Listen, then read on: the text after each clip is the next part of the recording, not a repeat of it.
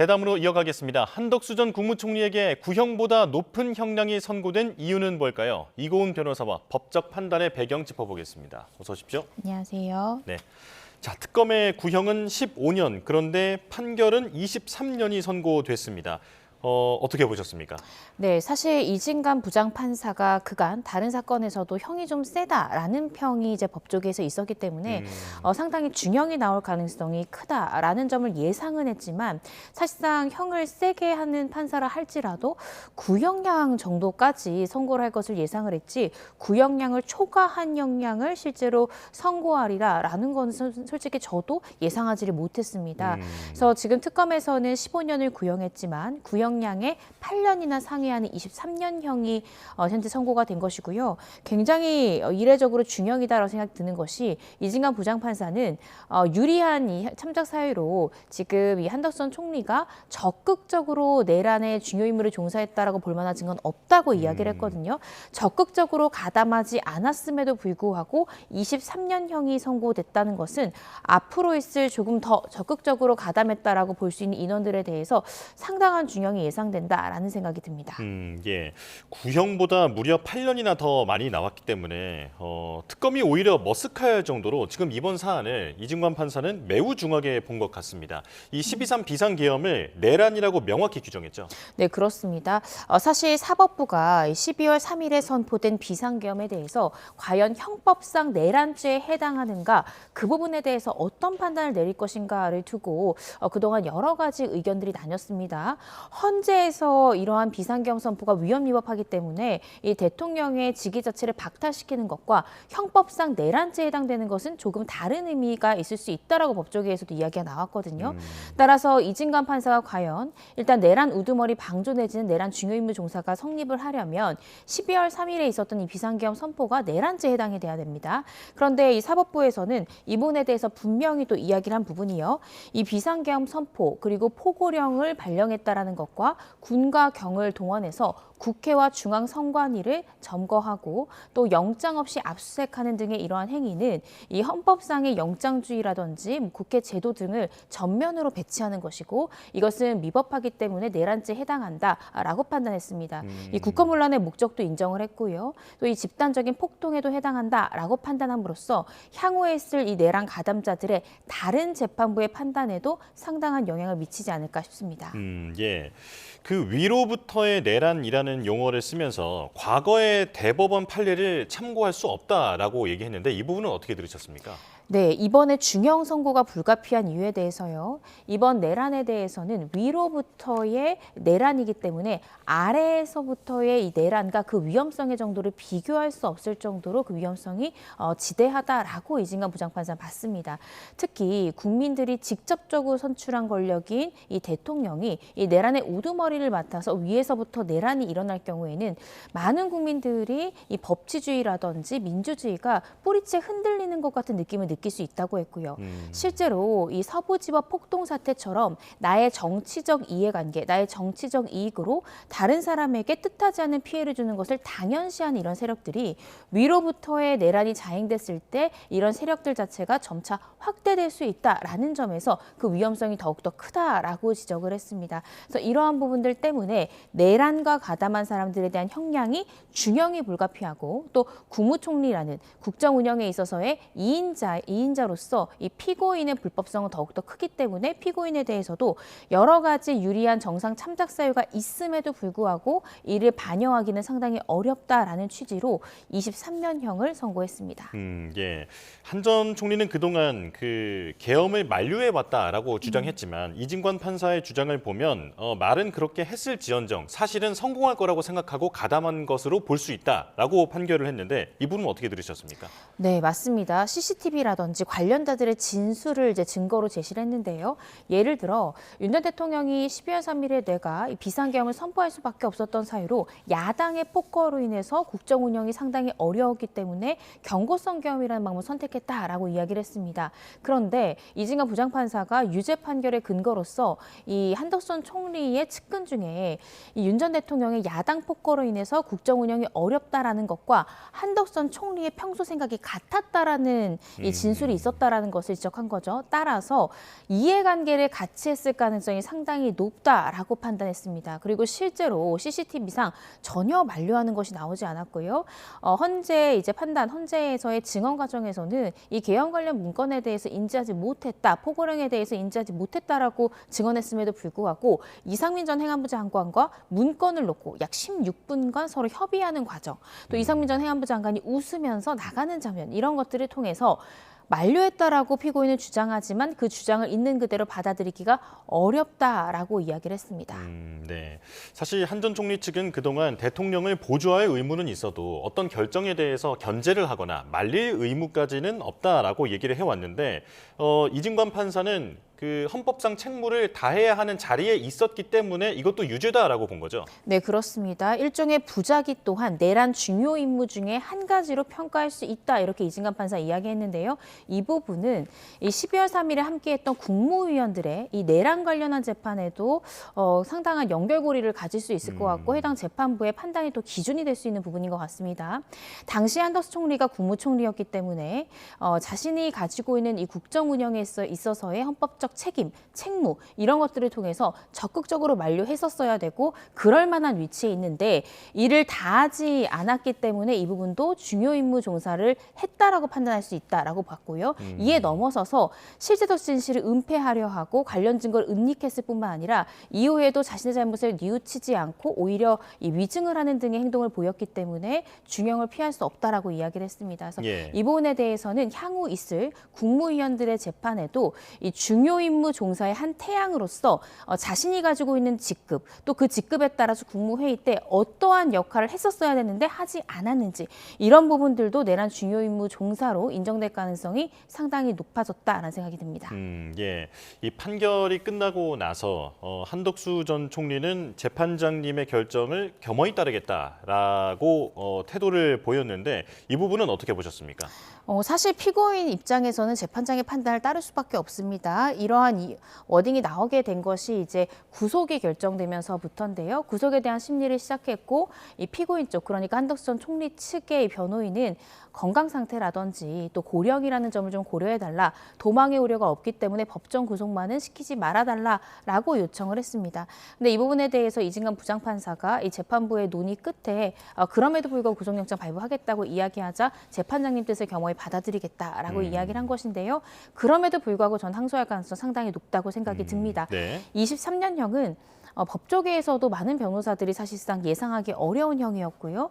또 보도 내용에 따르면 그러한 이 형량이 선고됐을 때 이 피고인 측의 변호인들이 이 말을 탁 치면서 놀라는, 탄식을 하는 그런 장면까지 나왔기 때문에 이 부분에 대해서는 항소할 수밖에 없고요. 다만 2심에서의 전략을 1심에서처럼 대부분의 혐의를 부인하는 전략으로 갈 것인가, 그렇지 않으면 형을 좀 줄일 목적으로 대부분의 범죄를 인정하는 것으로 가면서 정상 참작 사유를 좀 더 강하게 주장할 것인가, 이 부분에 대해서는 이 논리 구성이 조금 변경될 가능성은 있지 않을까 싶습니다. 예.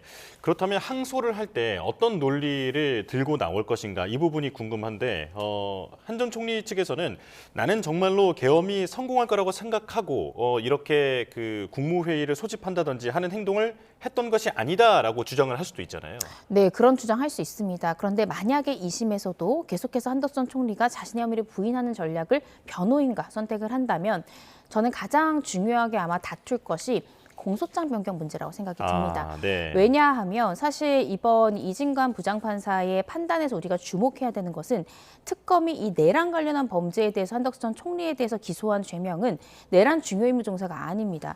내란 우두머리 방조 혐의로 최초에 기소했고요. 이진관 부장판사가 이 병합적으로 선택적 기소를 해서 내란 중요임무 종사도 우리가 판단할 수 있도록 기소하면 선택적 병합을 하겠다라고 이야기를 했기 때문에 내란 중요임무 종사가 유죄로 판단이 된 것이거든요. 사실상 특검에서 기존의 기소 내용을 그대로 유지했다면 내란 부분에 대해서 전체 무죄가 선고될 수 있었던 굉장히 그런 상황이었습니다. 그래서 지금 만약에 계속해서 2심에서 무죄를 주장한다면 한덕수 총리의 변호인으로서는 이러한 선택적 병합, 추가 기소 자체가 위법하다, 공소장 변경을 허가한 것은 위법하다라고 주장을 해야만 이후에 이후에 기소되었던 이 내란 중요 임무 종사 혐의에 대한 이 기소 자체를 흔들 수 있고요. 그러면 내란 우두머리 방조로만 남긴 다음에 이 부분에 대한 무죄를 그대로 가져갈 수 있는 거죠. 그래서 2심에서 무죄를 계속해서 주장한다면 이러한 이 선택적인 병합을 허가했던 공소장 변경 허가 결정에 대해서 위법하다라는 주장을 강하게 이어갈 가능성이 높지 않을까 싶습니다. 예. 그렇다면 그 공소장 변경을 그 재판부가 먼저 요구를 하고 그리고 나중에 이 부분에 대해서 허가를 했던 그 논리도 좀 설명을 들어야 할 것 같은데 그러니까 내란죄는 그 필수적으로 공범이 있을 수밖에 없는 상황이기 때문에 이걸 일반 방조범처럼 볼 수는 없다. 그러니까 내란 중요 임무 종사의 정범으로 봐야 한다라는 논리죠. 네, 그렇습니다. 기본적으로 내란죄라는 것이 이 필요적 공범의 구조를 띠고 있고요. 심지어 그 구성 요건을 보면 폭동이라는 것이 있습니다. 예. 폭동은 혼자 할 수 없는 것이죠. 이 다수의 자가 함께해야 되는 집합범의 형태를 띠고 있기 때문에 지금 이진관 부장판사가 볼 때는 한덕선 총리 또한 내부자로서 함께 가담했던 인원이기 때문에 이 부분은 내란죄의 그 해당 조문을 보시면은 가담의 정도에 따라서 우두머리, 중요임무 종사, 이 단순 부하 수행 이렇게 이 가담의 정도에 따라 정범의 형태로만 처벌할 수 있을 뿐이지 이 집합범 내지는 필요적 공범 구조를 띠는 이 내란죄에는 방조법이라는 이 형법 총칙상의 공범의 이 조문 자체가 적용이 되지 않는다라고 지적을 했습니다. 아마도 이진관 부장판사가 재판을 진행하면서 내란 우두머리 방조가 계속해서 독단적으로 유지가 될 경우에 전부무죄가 날 수 있다라는 점을 미리 인지하고 특검에 이 부분에 대한 공소장 변경을 선제적으로 요청한 것이 아닌가 싶고요. 그렇다라고 한다면 또 한덕선 총리 입장에서는 사실 특검이 기소한 그대로 판단을 해야지 판사가 이미 재판 중간부터 유죄에 대한 예단을 가지고 특검이 사실상 실수를 했다라고도 보여질 수 있는 이 내란 관련 범죄를 살리기 위해서 공소장 변경을 적극적으로 요청한 것이 아니냐. 이 부분에 대한 불만을 또 충분히 가질 수 있을 것 같습니다. 예. 그렇다면 그 나중에 항소를 할 때 재판부가 지금 이 공소장 변경은 먼저 요구를 했던 상황이잖아요. 네. 이걸 문제 삼을 수도 있습니까?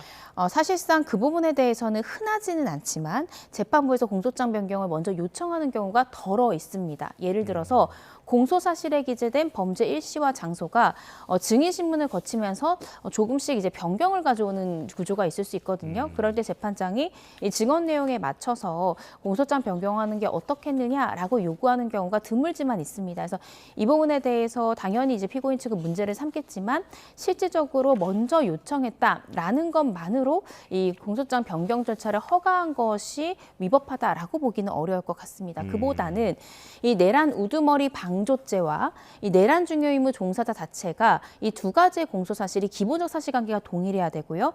변경을 했을 때 피고인의 방어권에 심각한 위험이 초래되지 않아야 되는데 이러한 변경을 허가함으로써 피고인으로서도 방어를 할 수 있는 권리가 심히 침해됐다. 또 두 가지의 죄명은 공소 사실의 기본적 사실관계를 동일하다라고 볼 수가 없다라는 취지로 다툴 가능성이 높을 것 같습니다. 예. 그렇다면 이제 윤 전 대통령의 내란 우두머리 혐의는 어떻게 될 것인가 이 부분이 가장 큰 관심인데 사실 어제 판결문의 한 절반까지를 들어보면 윤석열 전 대통령의 그 내란 혐의에 대해서도 법리적으로 상당히 탄탄하게 얘기를 하고 있더라고요.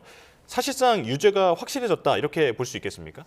네, 저는 그렇게 보입니다. 물론 윤석열 전 대통령의 유무죄를 가르는 판사가 이진관 판사는 아닙니다. 예. 직위원재판부에서 윤석열 전 대통령의 12월 3일에 있었던 비상계엄 선포가 과연 내란에 해당하는가 그리고 윤 전 대통령을 내란의 이 우두머리로 볼 수 있는가를 판단하게 됩니다.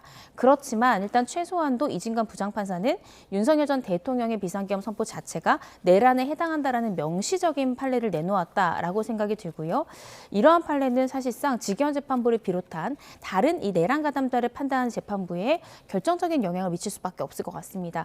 이 사건 같은 경우에는 온 국민들의 관심사죠. 한 재판부에서는 12월 3일에 있었던 일을 내란으로 규정했는데 다른 1심 재판부에서 상이한 결론을 내놓는다라면 국민들이 상당한 혼란을 겪을 수 있고요.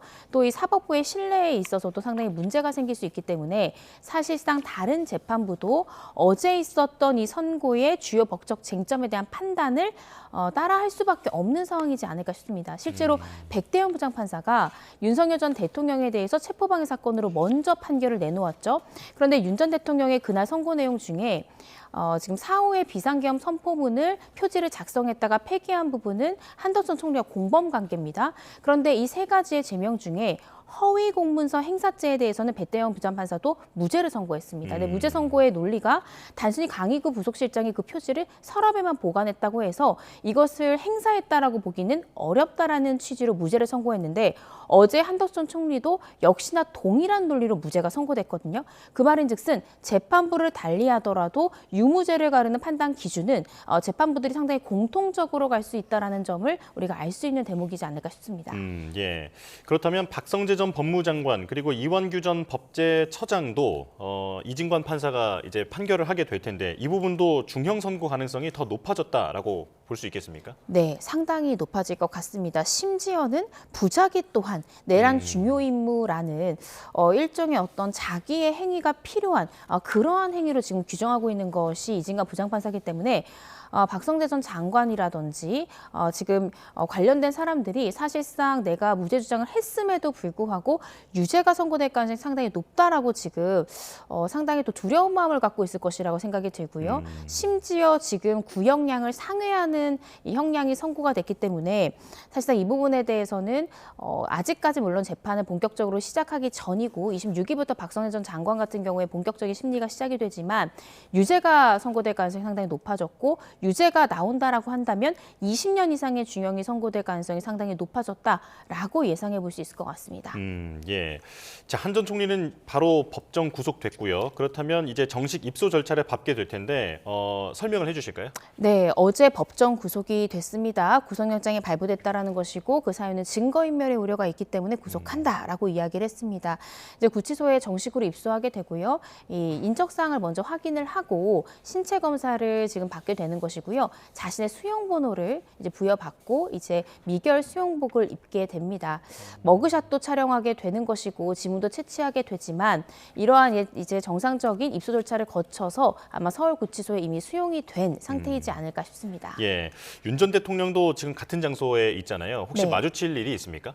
마주칠 가능성은 있지만 통상 공범끼리는 서로 소통을 할 수 없도록 그 다니는 길이라든지 또 쉬는 시간 내지는 운동 시간을 차등을 둬서 배치를 합니다. 그래서 현재 지금 한덕선 총리와 윤석열 전 대통령이 공범 관계인 죄명도 상당히 있기 때문에 아마 구치소에서는 최대한 마주치지 않도록 동선을 짤 가능성이 높을 것 같습니다. 예. 자, 12.3 비상계엄은 내란이다라는 판결이 나온 어제 내용 잘 짚어봤습니다. 자, 지금까지 이고은 변호사와 함께했습니다. 고맙습니다.